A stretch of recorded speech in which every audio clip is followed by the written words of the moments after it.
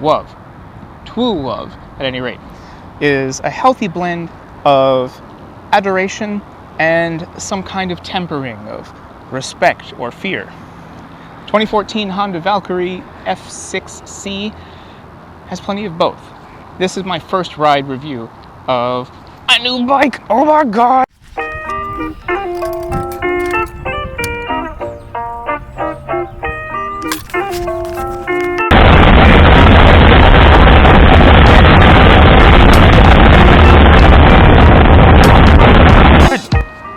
I want to first off thank Pete Cycles of Baltimore for getting me a pretty good deal, and I will go into all of the nuts and bolts of that deal a little bit later. I really just want to have the first ride, at least first ride review. I've already had to ride it down from Baltimore, and it was one hell of an experience. So the first thing you notice when you start it up is that it doesn't have a rumble of, say, a Harley, or even sort of the grumbly whine of my Shadow VT750. Not surprising. Flat 6 engine is incredibly smooth. Even at highway speeds, it hums. It hums contentedly at 65 miles an hour at about 2,500 RPMs. It is smooth and it is fast. In the lower ranges, lower speeds, it's still a 5-speed gearbox, just like the VT750. Really could use a 6 gear, but you know, it's okay. In the lower ranges, it is incredibly torquey, and I won't do it on purpose, I swear by my ancestors, but there are plenty of videos of burnouts and peeling outs, and I'm sure this could probably wheelie if it wanted to. I don't want it to. Once you're going up, 25, 30 miles an hour, 40 miles an hour, it runs great. It is super smooth, and it's nice and not quiet, but it isn't the, when you're going all out, it isn't the like Klingon death howl of a Harley with pipes, or even the struggling screams of my 750 trying to keep up on I-95. It hums. It really just hums along. And one thing, it's funny, I noticed one of the reviews, and I'll link it up somewhere, commented on the intake honk of the intake for the air intake for the engine.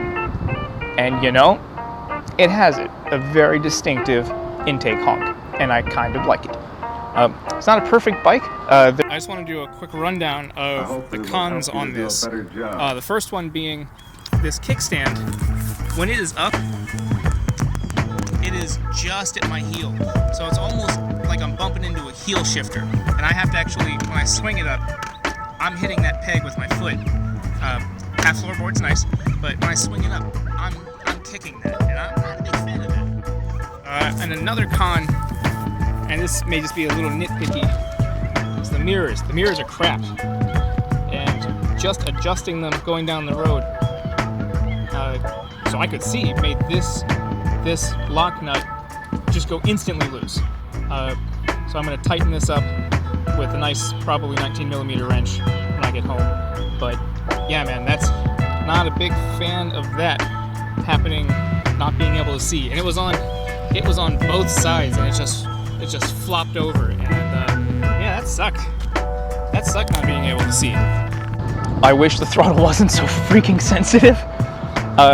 But even in 5th gear at 70 miles an hour on I-95, you can crank it and it will go and go and go. And the dealer was right, Mr. Jeff Hill, have to hand it to you. He said be careful, and yeah, I was doing 85 before I knew it, and it had plenty more to go, and I did not want to go that fast.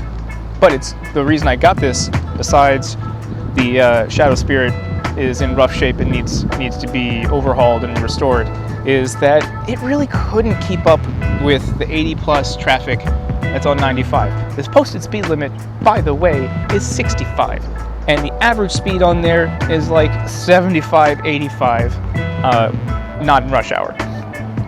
So this beefy boy can absolutely keep up and pass when I need to, And in the side streets, the turns, the twisties, it's an incredibly nimble bike. For being 200 pounds more than the Shadow Spirit, which I've ridden for 4 years, this is 750 pounds wet, and the dealer gave it to me with a full tank. Thank you very much. Someday, if I'm feeling brave, I will take a chance and see what that cornering at speeds can actually do. I don't want to lay this thing down. It's very expensive. So let's get some helmet cam footage here.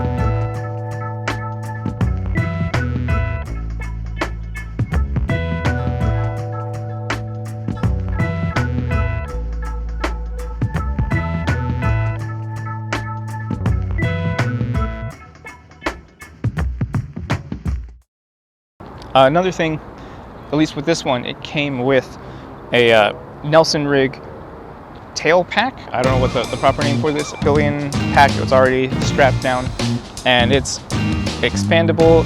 This one came with a nice little rain cover, and it's just big enough to hold an extra pair of underwear for when I invariably lock the back wheel up. So that'll come in handy. When I first took it out, man, was it terrifying, because it just goes. It just goes like a sport bike. And it's kind of interesting. I'm still a fairly new rider, and all 1,832 cc's were right there all at once, ready to go. And the first couple of miles an hour, it goes from 0 to infinity, and then it feels like it kind of levels off a little bit. But it has plenty of power in the like 3,500 to 4,500 range and up. This I can absolutely see taking on long-term trips, you know, to New York or to Florida or out west. Would this be a full cross-country cruiser? I don't know. We'll find out. We'll find out. So thank you for joining me on this beautiful cloudy day. Thanks again to Pete Cycles and Mr. Jeff Hill for all of your help and your patience and your flexibility. And we'll see you on the road. Be safe out there, kids.